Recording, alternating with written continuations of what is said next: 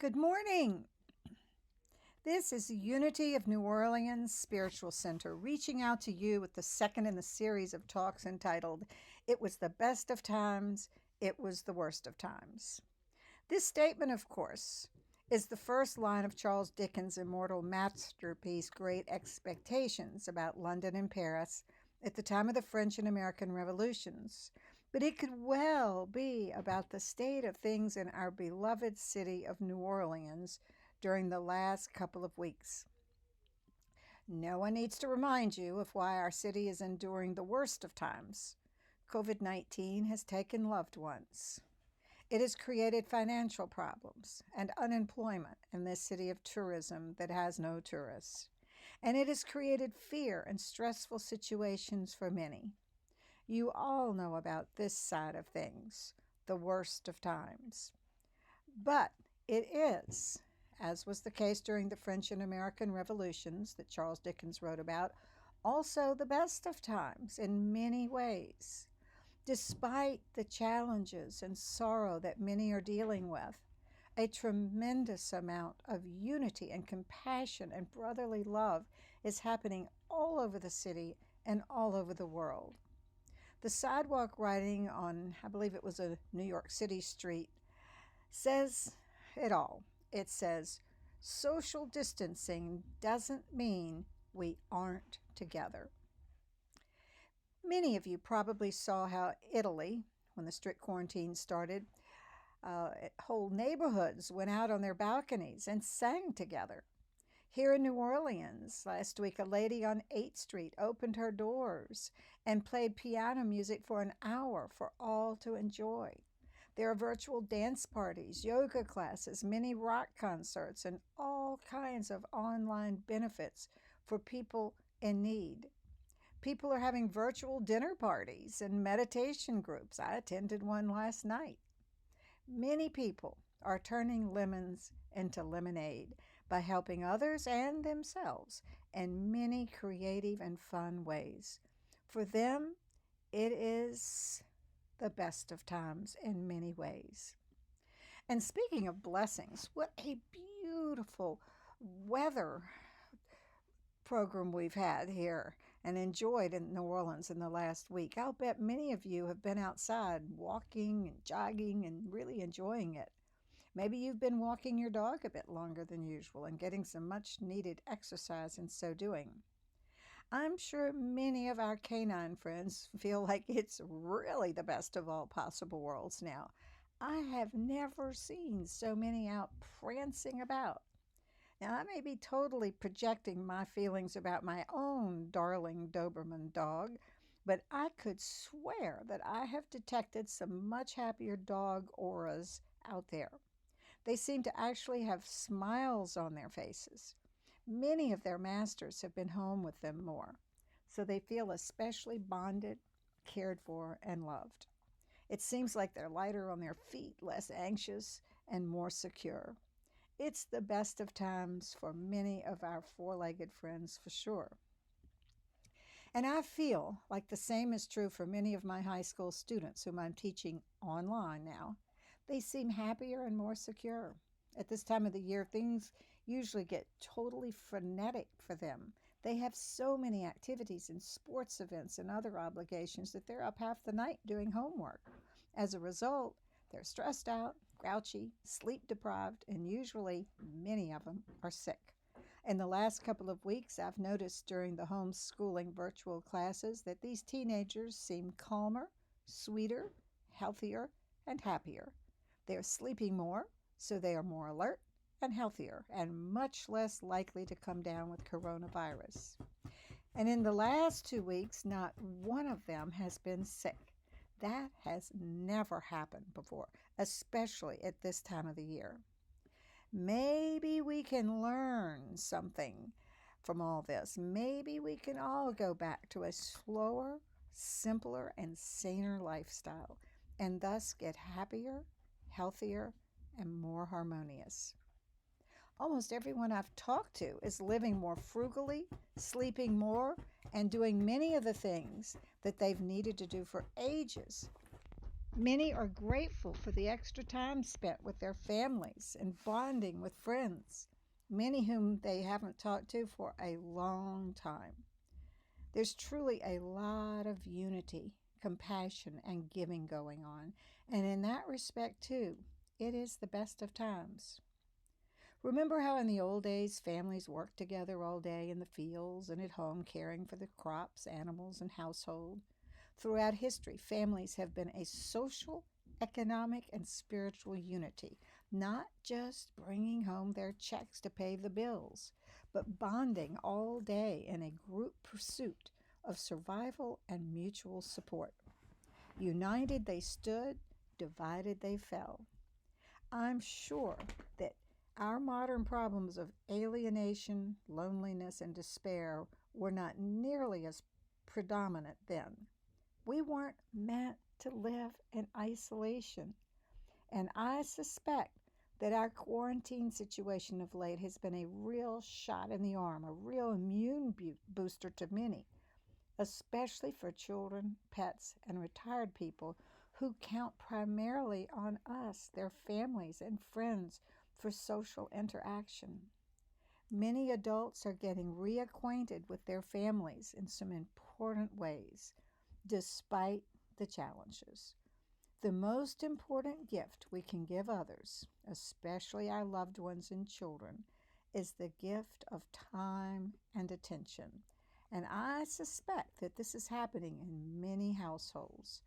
When it is, it's the best of times. And one thing's for sure, for many of us who lived in New Orleans during Katrina, COVID 19 is nothing compared to what we all endured during Hurricane Katrina. We've been there, done that, and we came out ahead as a city in many ways.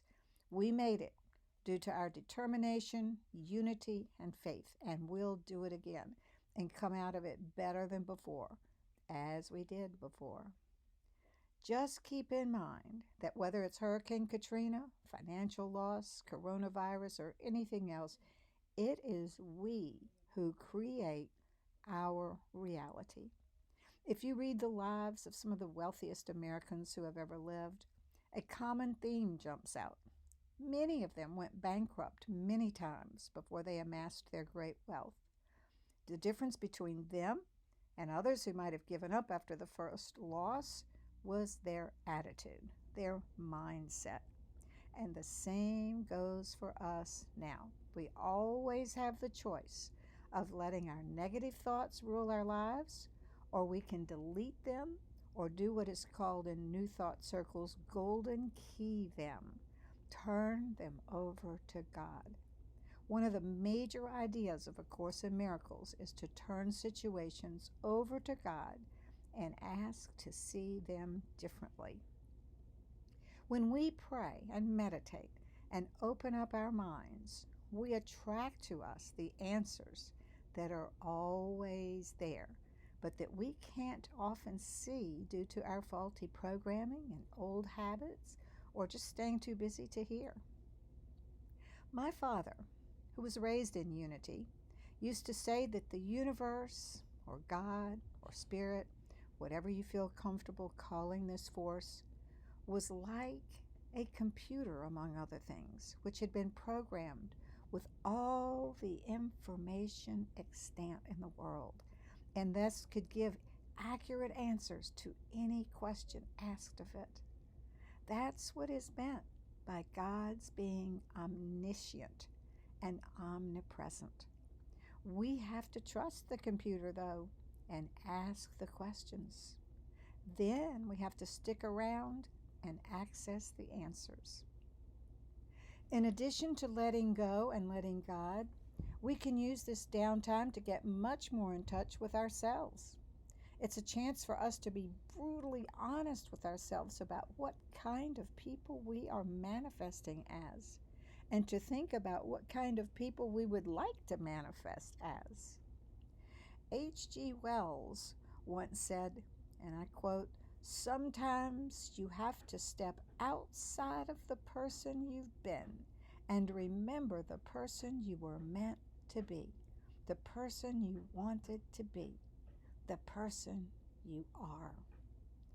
Unity says that we are all Christ beings at the core because we're all part of the energy of the universe that is God, the good. We are spiritual beings having a human experience, but we forget that sometimes and think that this material world is all there is. My Unity mentor, Reverend Robert Brummett, said in his book, Quest for Wholeness, one of the purposes of our human experience is to discover that we are gods in disguise. Perhaps suffering in all its myriad forms is but a symptom of the unawareness of our spiritual nature. We have embraced the illusion of separation from our source. We have embraced the illusion of only humanness. Our suffering is a result of that illusion. We could say that suffering may serve a very useful function. It can serve as an incentive and an opportunity to let go of an illusion and to embrace truth. It is an opportunity to become more than we have been. End of quote. Now, in terms of being brutally honest about ourselves as a means of seeing what we want to change, it is crucial not to despair or to think in terms of sin or to be judgmental or self-condemning. If you do, first of all, the human psyche tends to start buffering out what it sees because the ego doesn't like it. To truly transform, it is important to congratulate yourself and to feel happy about seeing things you want to change. Most people either buffer them out, they can't accept themselves or what they see, so they try to escape from what they see. Maybe staying frenetically busy or through drugs, alcohol, letting their monkey minds just take over. But if you honestly face what you would like to change, you should be congratulated for letting yourself see it. Then commit to changing and develop the will that it takes to do it. It takes courage to admit that we are at times selfish or self-righteous or negative. But that courage, that facing the dragon, is exactly what will vanquish it. For example, if you're inclined to be self-absorbed, use this quarantine time to call others who might be lonely or in need of your time or wisdom. If you spend too much time escaping, maybe by watching too much inane television, commit to reading or watching YouTube videos about great spiritual teachings. Go to the unity.org website and spend some time studying some of the eternal wisdom that has been distilled through the Unity teachings. Give yourself a pat on the back for noticing whatever it is that you would like to work on about yourself. Forgive yourself and commit to making changes. This is a compassionate move because it also teaches you to forgive others. Maybe you can spend some time reflecting on your reactions to COVID-19. Your reactions are hints as to how you approach life in general. Maybe you don't notice it, though, most of the time.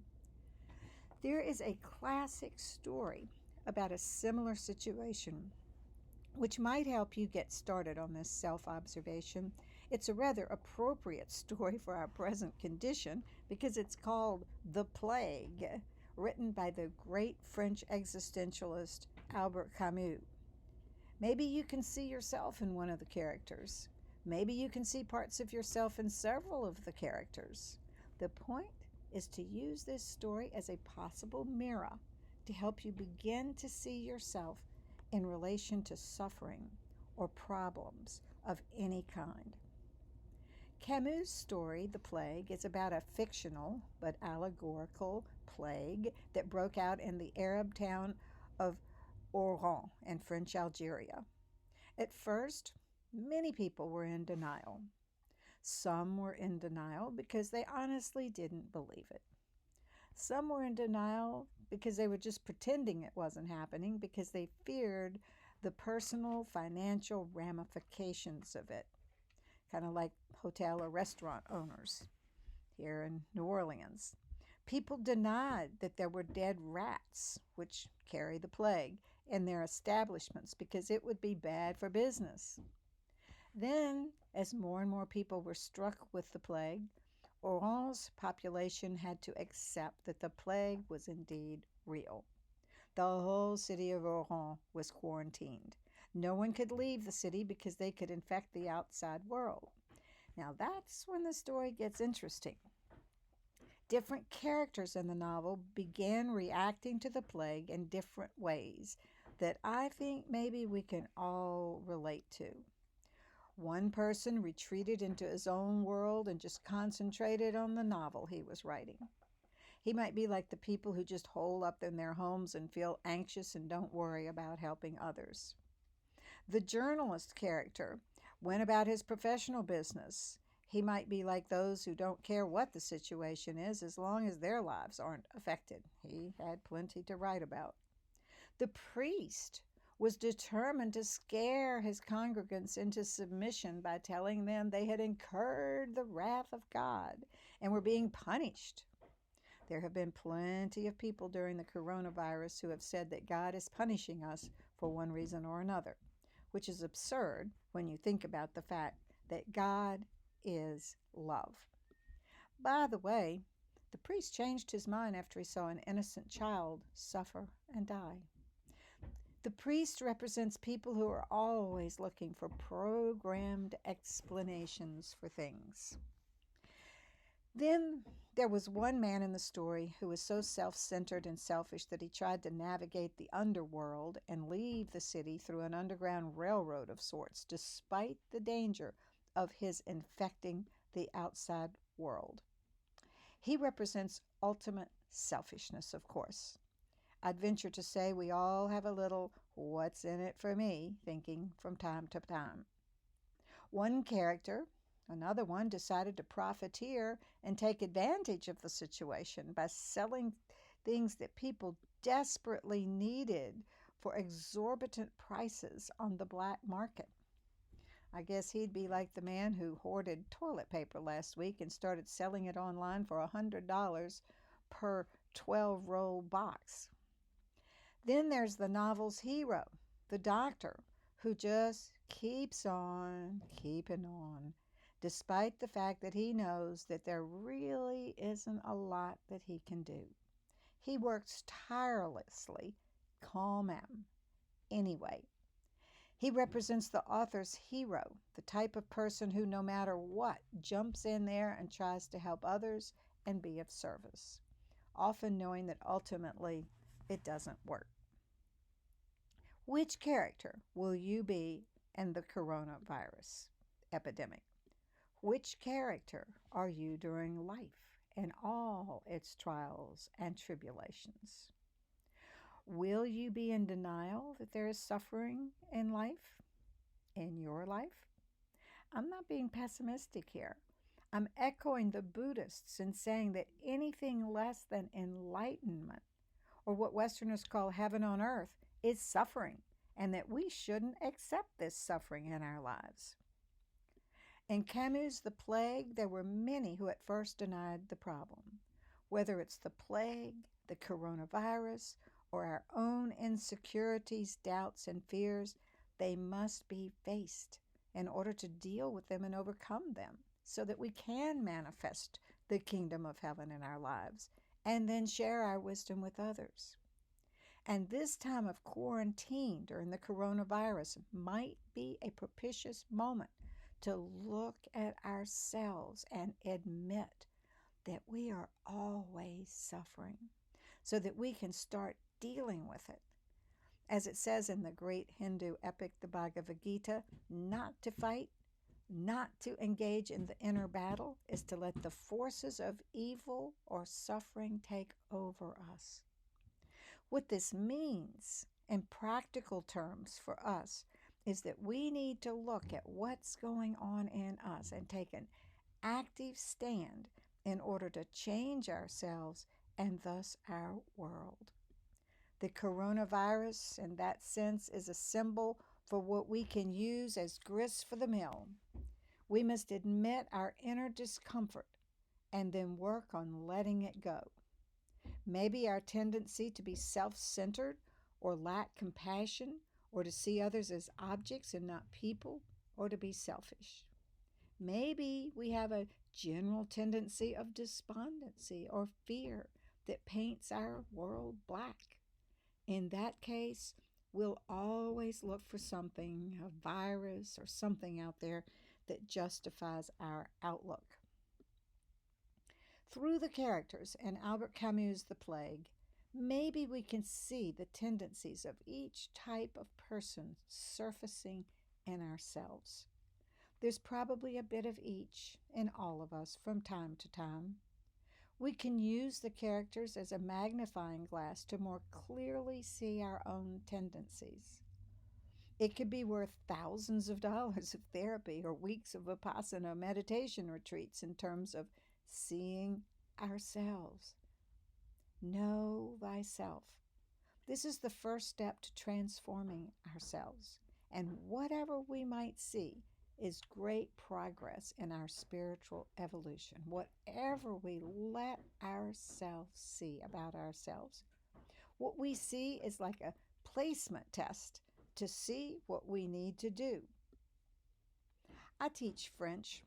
When new students come to the high school where I teach, we always give them a placement test to see if they will go in French 1, 2, 3, 4, or maybe 5. This placement test is like our self-observation.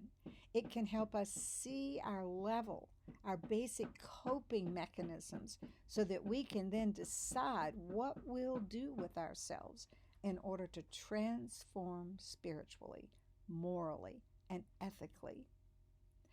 Do we tend to deny problems in ourselves or in the world? How do we do that? Do we buffer it out with too much busyness, alcohol, drugs, or monkey minds like many of the citizens of Oran did in the story?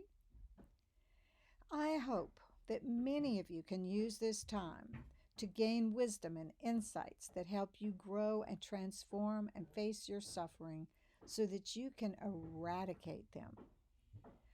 The Buddhists say that life is suffering. That's the first noble truth. What they mean is that anything short of enlightenment, or what we Westerners call the kingdom of heaven, is suffering. The second noble truth is that there is a cause of suffering, and that cause is always us, our thinking. The third noble truth is that there's an end to suffering, which is to change our thinking. And the fourth noble truth is the Eightfold Path, basically right living. And that is how I hope we can all use COVID-19 as grist for the mill, except that you are not enlightened and that you aren't manifesting heaven on earth all the time. That is, you suffer. You deal with fear, negativity, and stress at times. You sometimes cope with them in ways like the characters in Camus' story. Then consider taking this time to start eliminating this suffering. The placement test, your placement test to seeing what needs to go, is being brutally honest with yourself. This vision often comes about during prayer and meditation. If we vow to end our suffering, the third noble truth in Buddhism, it is always brought about by changing our thinking, our way of viewing things. For example, we all know intellectually that everything is impermanent, yet we often suffer when life changes because we can't deal with changes. To end our suffering is when we admit that we suffer, like the people in Oran, and that the cause of suffering is our outlook, our belief that things maybe will stay the same. If we face ourselves, our neuroses and fears and doubts, maybe our tendencies to be selfish or self-loathing, and we quit escaping from them, we have a wonderful opportunity to get rid of this suffering. It's like the French student finally admitting that he only belongs in French 1 instead of the French 5 class that his ego deems is his proper place. He will learn a lot more in French 1 than in French 5. In French 5, he may feel good about himself for a while, but everything will just go over his head and he'll end up failing the tests. If we're brutally honest with ourselves and see things that need changing, that's great. There is no shame in owning up to some of the tendencies that society programmed into us. So consider using this quarantine time to self-reflect.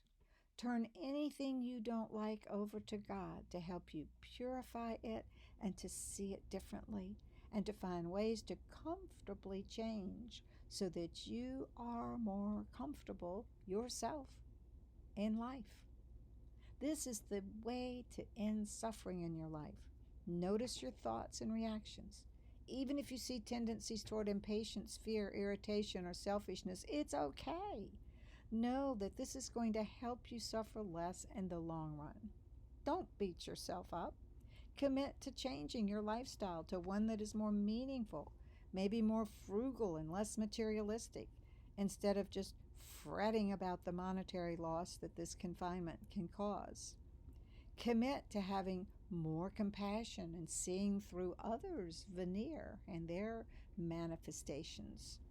Maybe they are acting out in negative narcissistic ways because they're scared or they feel unworthy. Feeling compassion for them in your heart feels good, even if you choose not to be with them. Accept them in your heart. Bottom line, let's turn what to many feels like the worst of times into the best of times. Let's reach out to others. Let's concentrate on unity. Let's look into ourselves and see what we'd like to change and commit to doing so. Let's pray more and meditate more so that we can do it.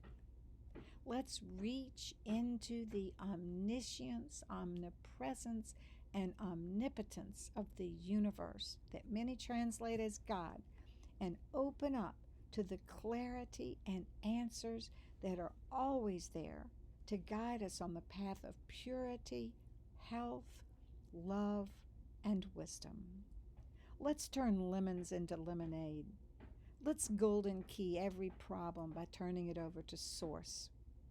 And listen for the answers when you do. They are there, just waiting for you.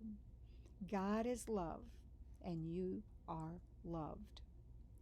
As Unity co-founder Myrtle Fillmore said, the power that created you is always at work to restore you and to maintain you in wholeness. So all you need to do is your part to open up yourself to the answers and to participate in the change in the way you see things and into your own transformation.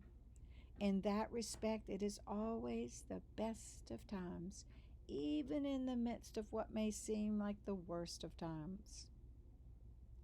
May you all open your hearts and minds and bodies to the love, purity, goodness, and wisdom of the ages. In closing, may you be happy, may you be healthy, may you be safe, may you be peaceful, until we meet again. And now, it is time to quit thinking and to just be. To be in unity with the universe, with your source. This is our time of meditation. Relax. Close your physical eyes. Relax your whole body. Take a deep breath. Breathe in peace, love, and health. Breathe out stress and negativity. Breathe in. Breathe out. Breathe into your immune system health, purity, and strength. Saturate your millions, trillions of cells with love and peace. Now imagine that you are going into your inner cathedral.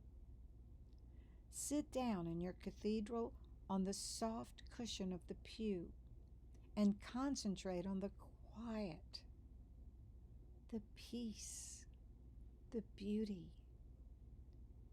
There is absolutely nothing between you and your source. Let all thoughts go. They are not you. They come and go, but now you will let them go so you can realize your perfect oneness with all life, your perfect oneness with Source. In quiet communion with God, peace and calm sweep over you. You are aware that all answers to all problems are there, just waiting for you to listen. God is your ever-ready source of help. God is love. God is omniscience, omnipresence, omnipotence, all-knowing, ever-present, all power. You now realize your oneness with God.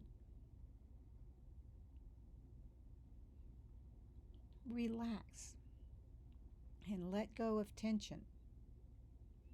In your mind's eye, you see a peaceful place out of the window of your inner cathedral. Perhaps a green meadow with a quiet stream. Here you are safe. Here you feel the presence of God within and around you. You let go of the very last thought of the day, for this is the time to be alone with God, just to be. As you release your concerns, you set them adrift in the quiet stream that carries away all cares. You are utterly relaxed as you affirm these words silently within. Peace, love. Your world is now filled with peace, and you now open up to that peace that is always there, but that at times you aren't aware of. Rest for a moment in peace.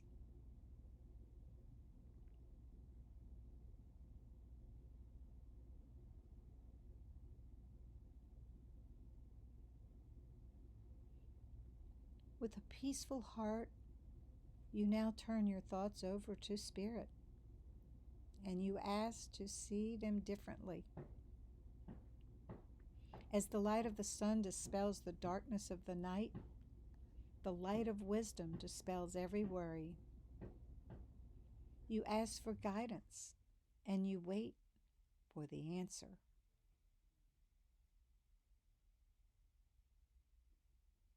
What do you need guidance about right now?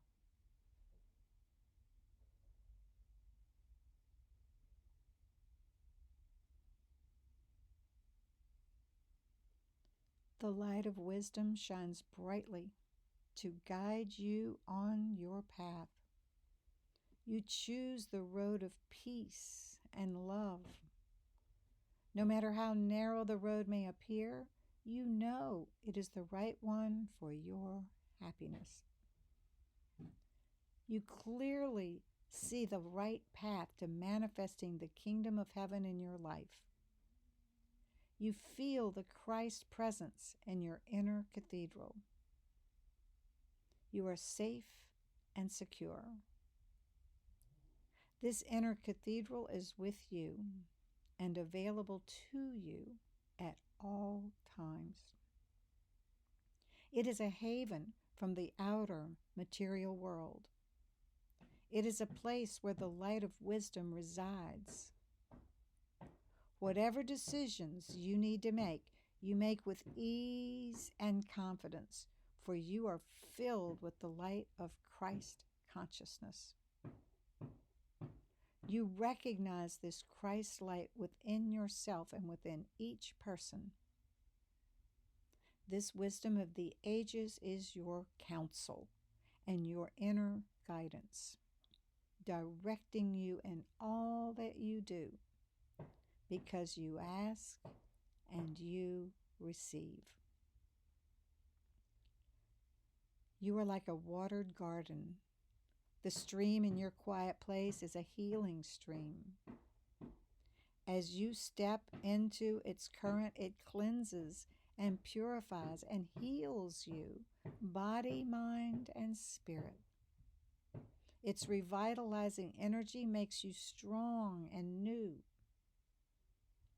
The healing stream of life is flowing around you and coursing through you. This purity and health is the rhythm of your body, the intelligence of each cell. It moves through you with every beat of your heart. You are rejuvenated, atom by atom, cell by cell. You are refreshed, renewed. You are strong and whole as you pray for complete healing of mind and body.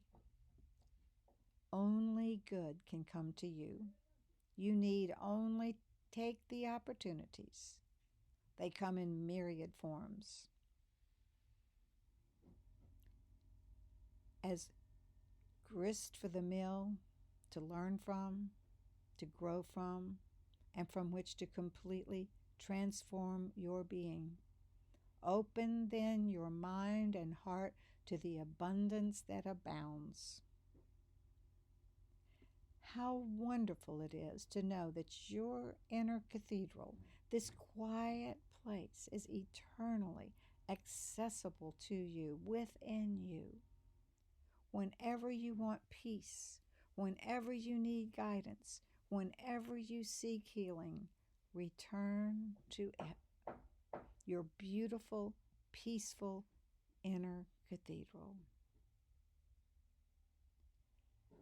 As you prepare for your day from this quiet place, give thanks for the presence of God and for your inner sanctuary and all that it means. And be grateful that you have this peace that passeth all understanding. Amen. Thank you for joining us at Unity of New Orleans Spiritual Center this Sunday. We hope to see you next Sunday. Goodbye.